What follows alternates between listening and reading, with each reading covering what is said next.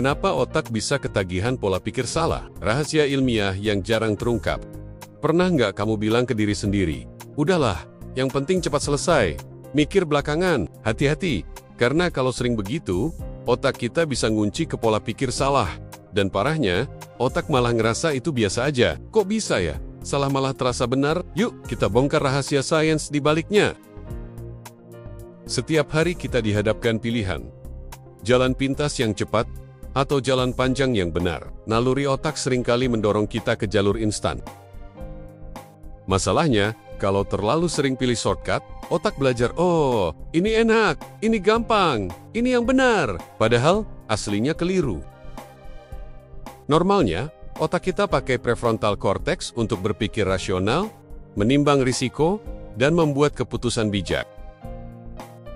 Tapi kalau sedang stres, capek, atau dikejar target, bagian otak rasional melemah, digantikan sistem instan yang reaktif.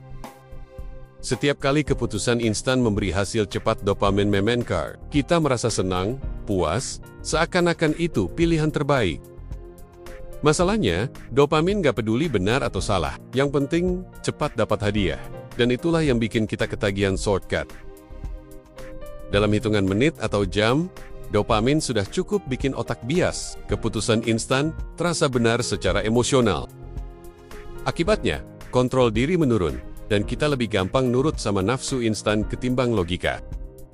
Kalau pola ini diulang selama 1-2 minggu, otak mulai memperkuat jalurnya, sinaps jadi lebih efisien, shortcut terasa makin natural. Otak mulai bikin narasi pembenaran. Semua orang juga gini kok. Inilah awal pola salah jadi habit. Setelah 4-8 minggu, pola salah sudah otomatis. Otak jarang mikir ulang, karena shortcut dianggap default. Ini fase berbahaya. Salah terasa normal, dan benar terasa ribet.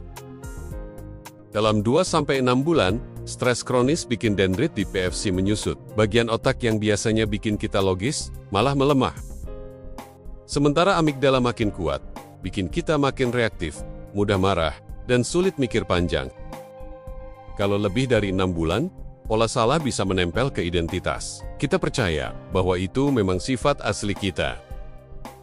Padahal, sebenarnya itu hasil kebiasaan yang dibentuk otak, bukan karakter bawaan.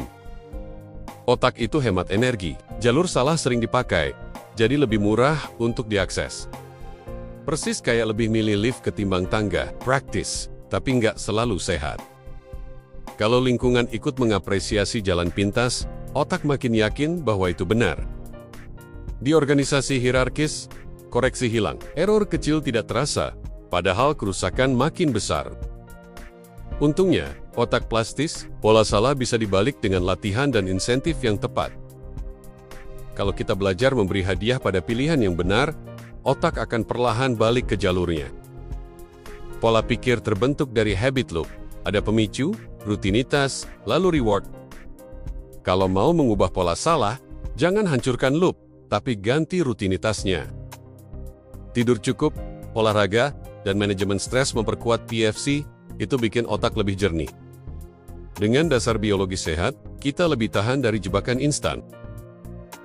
Salah satu cara melawan pola instan adalah pakai protokol keputusan, seperti premortem dan red timing. Audit pikiran, ibarat vaksin yang melindungi dari pola salah. Pola pikir salah bisa menetap, tapi bukan takdir. Otak tetap plastis sepanjang hidup. Dengan latihan, lingkungan yang tepat, dan kesadaran, otak bisa kembali ke pola yang benar. Mulai sekarang, setiap kali ambil keputusan instan, berhenti sebentar dan tanya, ini benar atau cuma cepat? Kalau kamu merasa banyak orang di sekitar terjebak pola pikir instan, bagikan video ini. Yuk, bantu otak kita jadi lebih cerdas, bukan lebih salah.